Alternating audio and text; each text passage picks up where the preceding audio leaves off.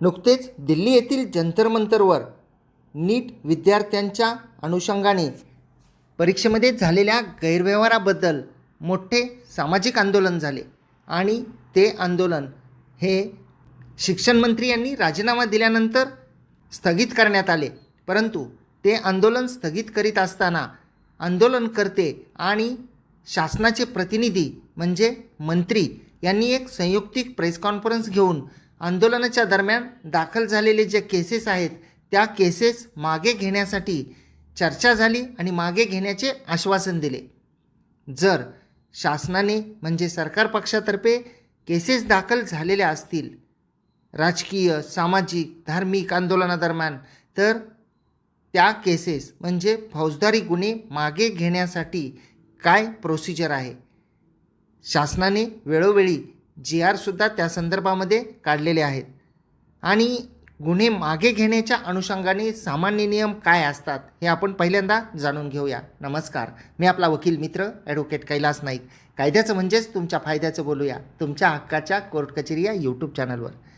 गुन्हे मागे घेण्यासाठी सामान्य नियम काय असतात, तर गुन्हा हा राजकीय किंवा सामाजिक आंदोलनाशी संबंधित असावा.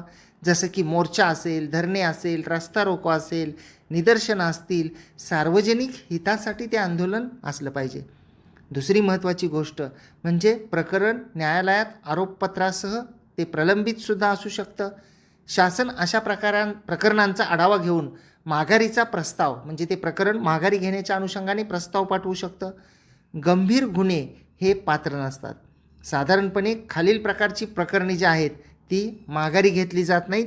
जसं की महिलांविरुद्धचे गुन्हे, खून, बलात्कार यासारखे गंभीर गुन्हे, गंभीर हिंसाचार, वैयक्तिक सुडातून झालेले गुन्हे, वैयक्तिक किंवा दिवाणी स्वरूपाचे वाद. समितीची शिफारस जी आहे ती आवश्यक असते. राज्यस्तरीय असेल किंवा केंद्राची जी कॅबिनेटनी केंद्राच्या निर्णय घेतल्यानंतर उपसमिती ज्या असतात ते या प्रकरणाचा आढावा घेतात. त्यानंतर शासन निर्णय घेते आणि आवश्यकता असल्यास माननीय न्यायालयातून गुन्हा मागे घेण्यासाठी अर्ज केला जातो. आता शासनाने ठरवलं म्हणजे गुन्हा आपोआप मागे घेतला जातो का, तर असं नाही. त्यासाठी माननीय न्यायालयाच्या परवानगीची आवश्यकता असते. फक्त शासनाने निर्णय घेतला म्हणून गुन्हा आपोआप रद्द होत नाही. BNSS म्हणजे भारतीय नागरिक सुरक्षा संहिता 2023च्या कलम 360 जे पूर्वी CRPC कलम 321 होतं, यानुसार सार्वजनिक अभियोक्ता म्हणजे जे पब्लिक प्रॉसिक्युटर असतात, सरकार पक्षाचे वकील असतात, त्यांनी न्यायालयाची संमती घेऊन खटला मागे घेण्यासाठी अर्ज दाखल करावा लागतो आणि अंतिम न्यायनिर्णय हा जो आहे तो न्यायालयाचा असतो. आता मी या व्हिडिओमध्ये भारतीय नागरिक सुरक्षा संहिता 2023च्या कलम 360चा उल्लेख केला. तर भारतीय नागरिक सुरक्षा संहिता 2023चं 360 कलम काय आहे ते आपण जाणून घेऊया. त्याच्यामध्ये असं म्हटलेलं आहे की विड्रॉल फ्रॉम प्रॉसिक्युशन म्हणजे केसेस मागे घेण्याच्या संदर्भाने आहे. The public prosecutor or assistant public prosecutor in charge of a case may with the consent of the court. सरकारी वकील माननीय कोर्टाच्या परवानगीनं at any time before the judgment is pronounced निकाल होण्याच्या अगोदर कधीही withdraw from the prosecution of any person म्हणजे सरकार पक्षाला त्यांच्याविरुद्ध केस चालवायची नाही असा अर्ज न्यायालयाच्या परवानगीनं देऊ शकतात. निकाल होण्याच्या आधी कधीही आयदर जनरली म्हणजे सर्वांच्याच विरुद्ध त्या केसमधल्या or in respect of any one or more of the offences for which he is tried. जे गुन्हे आहेत त्या गुन्ह्याच्या अनुषंगानं एखाद्या कलमाच्या बाबतीमध्ये, एखाद्या गुन्ह्याच्या बाबतीमध्ये एखाद्या व्यक्तीच्या विरुद्ध, त्या गुन्ह्यामधल्या किंवा सर्वांच्या विरुद्ध.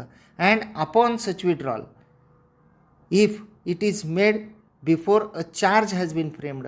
जर त्या केसमध्ये चार्जशीट पाठवलेला असेल आणि चार्ज व्हायचा असेल आणि सरकार पक्षातर्फे गुन्हे मागे घेण्याच्या संदर्भामधला जर का अर्ज दाखल झालेला असेल तर त्या आरोपीला डिस्चार्ज केलं जातं जे काय गुन्हे आहेत त्याच्यातून.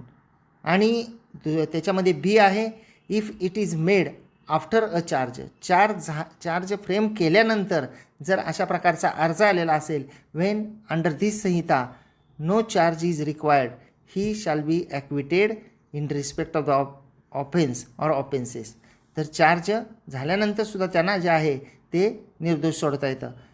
Provided that where such offence was against any law relating to a matter to which the executive power of the union extends or was investigated under any central act or involved the misappropriation or destruction of or damage to any property belonging to the central government or was committed by a person in the service of a central government while acting or purporting to act in the discharge of his official duty, and the prosecutor in charge of a case has not been appointed by the central government, he shall not, unless he has permitted by the central government to do so, move the court for consent to withdraw from the prosecution, and the court shall, before according consent, direct the prosecutor to produce before it the permission granted by the central government to withdraw from the prosecution. म्हणजे शासनानं जे काही मंजुरी दिलेली आहे या cases काढून घेण्याच्या संदर्भाने, तर ते आदेशसुद्धा जो आहे तो दाखल करावा लागतो. या कलमामध्ये म्हणजे 360 भारतीय नागरिक सुरक्षा संहिता जे खटले मागे घेण्याच्या संदर्भातलं कलम आहे, त्याच्यामधल्या शेवटच्या 2 ओळी ज्या आहेत त्या फार महत्त्वाच्या आहेत. त्याच्यामध्ये असं म्हटलेलं आहे की प्रोव्हाइडेड फर्दर दॅट, त्याच्यामध्ये पुढं असं नमूद करण्यात आलेलं आहे की नो कोर्ट शाल अलाव, कोर्ट परवानगी देत नाही. कधी? नो कोर्ट शाल अलाव सच विड्रॉल, म्हणजे अशा प्रकारचे गुन्हे मागे घेण्यासाठी माननीय कोर्ट कधी परवानगी देत नाही. Without giving an opportunity of being heard to the victim in the case. हे फार महत्त्वाचं आहे. उदाहरणार्थ एखाद्या अशा प्रकारचा गुन्हा असेल की जो मागं घेण्याच्या संदर्भामध्ये शासनातर्फे प्रस्ताव दिलेला असेल, अर्ज दिलेला असेल माननीय न्यायालयामध्ये, आणि त्याच्यामध्ये एखादा व्यक्ती जो आहे तो पीडित व्यक्ती आहे, एखादा पीडित व्यक्तीवर अन्याय झालेला आहे आणि त्याच्या विरुद्ध जे आरोपी आहेत त्यांची केस मागे घेण्याचा जर शासनाचा प्रस्ताव असेल, तर माननीय कोर्ट जे आहे ते त्या पीडित व्यक्तीच्या सुद्धा म्हणणं जे आहे ते ऐकून घेतात आणि त्यांचं म्हणणं ऐकून घेतल्यानंतरच ती केस मागं घेण्यास परवानगी द्यायची किंवा नाही हे ठरवतात. तर आपण 360 भारतीय नागरिक सुरक्षा संहिता याबद्दल आपण पाहिलं ही तरतूद काय आहे. आता आपण जर पाहिलं की याच्यामध्ये जी महत्त्वाची गोष्ट आहे ती महत्त्वाची गोष्ट आहे की सरकार स्वतःहून जो एखादा गुन्हा आहे ते रद्द करू शकते का, तर त्याचं उत्तर असं आहे की नाही. त्यासाठी माननीय न्यायालयामध्येच अर्ज करावा लागतो आणि सरकारने एखादा गुन्हा मागे घेण्यासाठी निर्णय घेतला तरी तो आपोआप संपत नाही.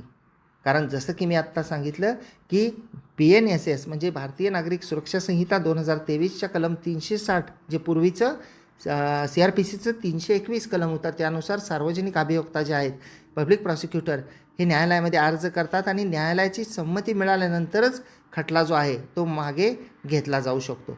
आता हे जे आहे गुन्हे, कोणते गुन्हे मागे घेण्यासाठी विचारात घेतले जातात, तर यामध्ये जे आहे ते सर्वसाधारणपणे राजकीय मोर्चे असतील, शेतकरी आंदोलने असतील, रस्ता रोको, धरणे, सामाजिक किंवा सार्वजनिक प्रश्नांवरील निदर्शने, आणि जसं की आत्ताही मी सांगितलं की कोणते गुन्हे हे विड्रॉ केले जात नाहीत म्हणजे माघारी घेतले जात नाहीत, तर त्याच्यामध्ये गंभीर स्वरूपाचे जे गुन्हे आहेत ते माघारी घेतले जात नाहीत. जसं की खून, बलात्कार, महिलांवरील गंभीर गुन्हे, दहशतवादाशी संबंधित गुन्हे, गंभीर हिंसाचार, समाजावर गंभीर परिणाम करणारे गुन्हे, अशा गुन्ह्यामध्ये सार्वजनिक हिताला जे आहे ते प्राधान्य दिलं जातं.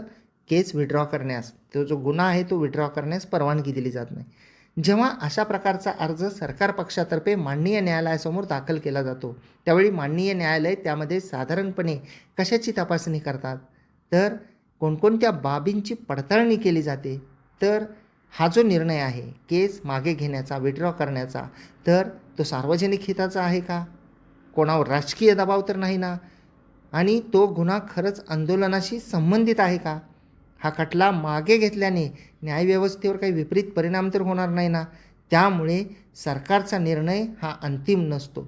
जेव्हा एखाद्या दखलपात्र गुन्ह्याची फिर्याद ही पोलीस स्टेशनला दाखल केली जाते तर त्यावेळी त्या फिर्यादीच्या अनुषंगानं माननीय न्यायालयाच्या परवानगीनं तो गुन्हा जो आहे तो मागे घ्यावा लागतो, विड्रॉ करावा लागतो.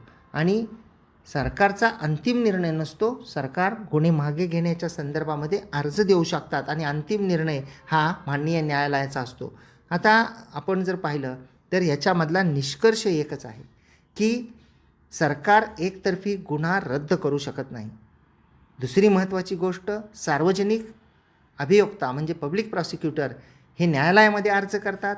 न्यायालयाची संमती मिळाल्यानंतरच हा खटला मागे घेतला जातो आणि गंभीर गुन्हे या प्रक्रियेमध्ये समाविष्ट होऊ शकत नाहीत. अपेक्षा करतो की ही माहिती आपल्याला समजली असेल, आवडलीसुद्धा असेल.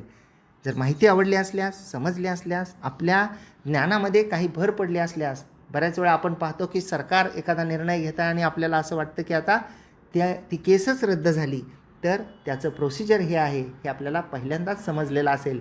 आणि आपण जर कोर्ट कचेरी यूट्यूब चॅनलवर हा व्हिडिओ पाहत असाल, अद्याप आपण सबस्क्राईब केलेलं नसेल तर सबस्क्राईब जरूर करा.